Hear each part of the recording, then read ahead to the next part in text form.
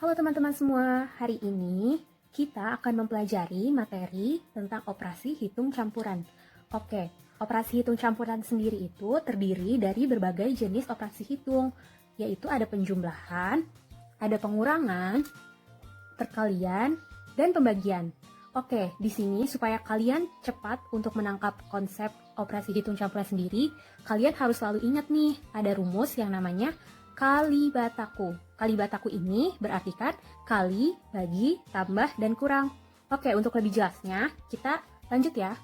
Oke teman-teman, kita lanjut ya. Dari konsep kalibataku tadi, kali, bagi, tambah, kurang, kali, bagi itu selalu dikerjakan terlebih dahulu daripada tambah dan kurang.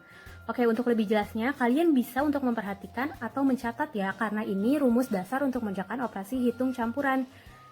Oke, poin yang pertama, operasi hitung dalam tanda kurung itu selalu dikerjakan terlebih dahulu ya, jadi dia selalu didahulukan untuk dikerjakannya. Lalu poin yang kedua, penjumlahan dan pengurangan itu sifatnya sama kuat.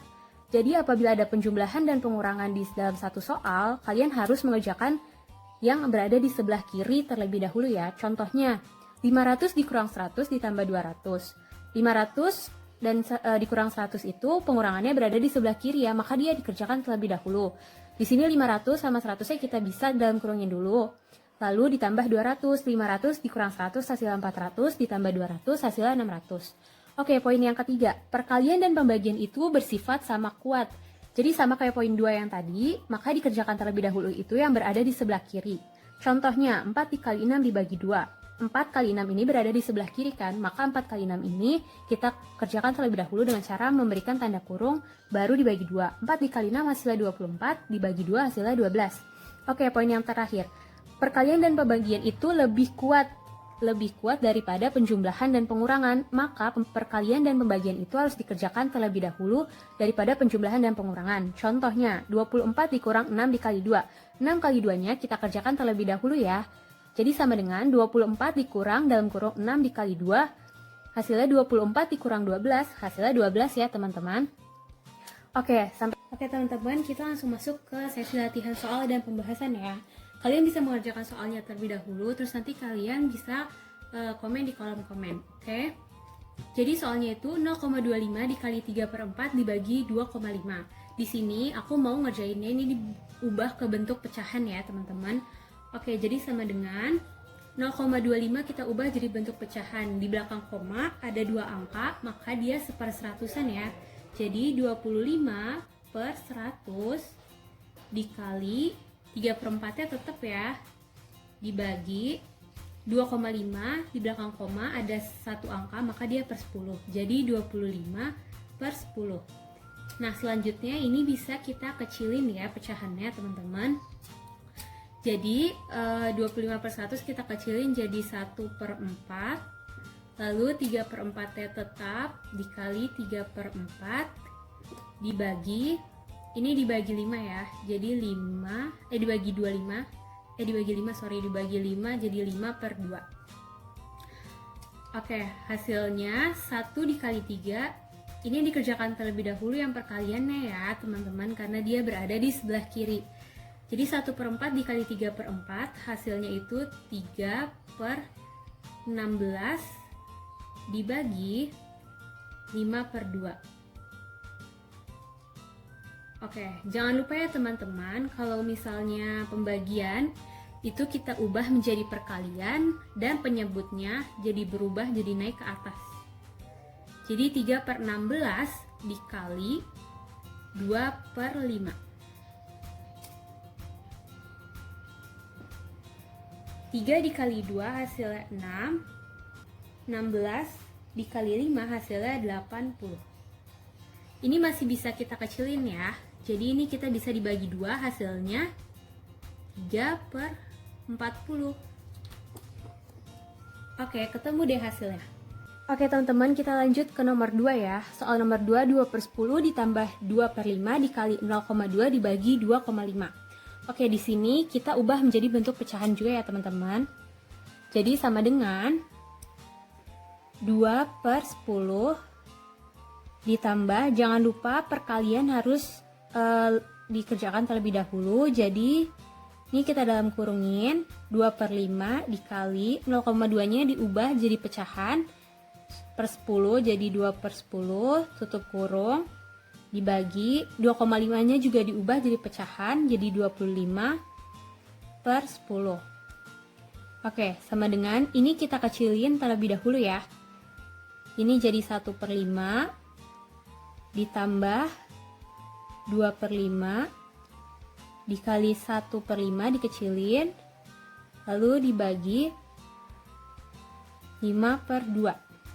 Oke, sama dengan 1 per 5 ditambah, ini dikerjakan terlebih dahulu, 2 kali 1, 2, 5 kali 5, 25, jadi 2 per 25, dibagi 5 per 2. Oke, sama dengan 1 per 5 ditambah 2 per 25, ini jadi kali ya teman-teman, kayak tadi, ini pindah ke atas, jadi dikali 2 per 5. Oke, sama dengan 1 per 5 ditambah 2 kali 2 hasilnya 4, 25 dikali 5 hasilnya 125. Ini kita samain penyebutnya antara 5 dan 125 itu KPK-nya adalah 125.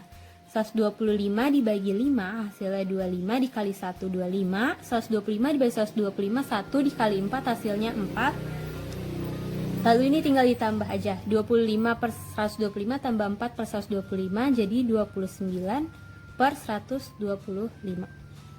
Oke, ketemu deh hasilnya. Oke teman-teman, kita lanjut ya ke nomor 3. Soal nomor 3 itu 7,2 dibagi 9 per 10 dikali 1 per 2 dikurang 3 per 2. Oke, di sini karena aku mau mengerjakannya jadi bentuk desimal ya. Jadi ini semua kita ubah jadi bentuk desimal. 7,2 nya tetap dibagi 9 per 10 dijadiin desimal 0,9 dikali 1 per 2 dijadiin desimal jadi 0,5 dikurang 3 per 2 kita jadiin desimal jadi 1,5. Oke, buat teman-teman yang masih nggak ngerti kalau bagaimana sih cara ubah jadi bentuk desimal, itu kita pakai pembagian kayak gini ya. Contoh aja yang tadi 3 bagi 2. Jadi ini 1, 2. Ini kita tambahin 0, kalau tambahin 0 naik 0,1. 10 bagi 2, 5, 5 kali 2, 10. Ketemu deh 1,5 kayak gini. Nah, untuk mempermudah teman-teman buat ngerjain soal karena bingung takut ada komanya, teman-teman bisa, nah untuk mempermudah teman-teman buat ngerjain soal desimal kayak gini, kita bisa kaliin semua bilangannya dikalikan 10 supaya komanya itu hilang ya. Contoh 7,2 kita kalikan 10 jadi 72, dibagi 0,9 kita kali 10 jadi 9, 0,5 kita kalikan 10 jadi 5, dikurang 1,5 kita kalikan 10 jadi 15. Oke, yang 7,72 sama 9 kita kerjakan terlebih dahulu, maka kita kurungin ya. 72 dibagi 9 hasilnya itu 8 dikalikan 5 dikurang 15. Jangan lupa 8 sama kali 5 juga dikerjakan terlebih dahulu, jadi kita kurungin 8 kali 5 hasilnya 40 dikurangin 15. 40 dikurangi 15 hasilnya 25. Nah, kalau udah ketemu bentuk kayak gini, maka teman-teman jangan lupa ya buat ubah lagi ke bentuk semula, ke bentuk desimal lagi dengan cara dibagi 10. Jadi 25 dibagi 10 itu hasilnya 2,5. Ketemu deh hasilnya, mudah kan? Oke teman-teman, jadi kita akan membahas soal terakhir dari sesi pembahasan soal. Soalnya itu adalah Pak Bani mempunyai 4 gudang untuk menyimpan beras. Setiap gudang mempunyai kapasitas 1,46 kuintal beras dan sebanyak 5/8 dari total seluruh beras itu sudah terjual. Jika sisanya akan dibagikan kepada ke-6 adiknya nih, berapa banyak sih beras yang diterima oleh masing-masing adik Pak Bani? Oke, jadi kita harus tahu dulu berapa sih banyak beras di tiap gudang. Di sini kita ubah menjadi kilogram aja ya teman-teman. Jadi 1,46 ini dikalikan 100 karena 1 kuintal itu 100 kg ya. Jadi 146 kg. Nah, total seluruh beras nih, total seluruh beras yang ada di 4 gudang itu kan berarti caranya 4 kita kalikan 146 kg.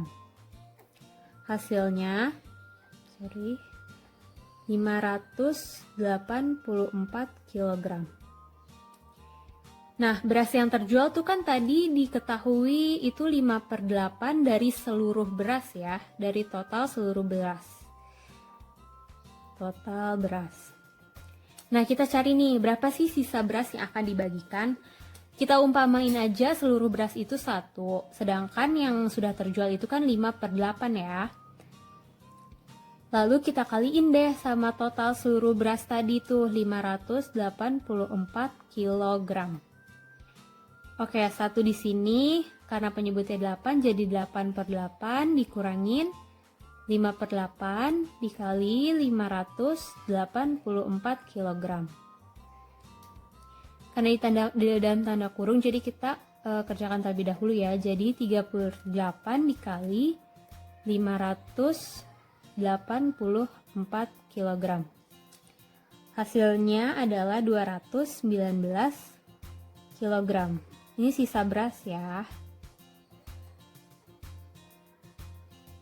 Nah, kalau untuk mencari berapa sih masing-masing adik yang akan menerima berasnya itu berapa kilo? Oke, jadi tinggal 219 kg kita bagi sama 6. Maka hasilnya 36,5 kg. Jadi masing-masing adik Pak Bani itu mendapatkan beras 36,5 kg beras. Oke, mudah kan teman-teman? Oke teman-teman, jadi kita udah ada di akhir video. Nah, di sini aku punya beberapa latihan soal yang bisa banget teman-teman kerjain di rumah buat latihan. Di sini ada soal cerita, ini harus teliti ngerjainnya. Terus di sini juga ada beberapa soal-soal latihan soal dan soal cerita juga. Oke, jadi semoga apa yang aku sampaikan di sini teman-teman bisa ngerti ya. Semoga nggak bingung lagi buat ngerjain operasi hitung campuran. Terima kasih teman-teman, sampai jumpa.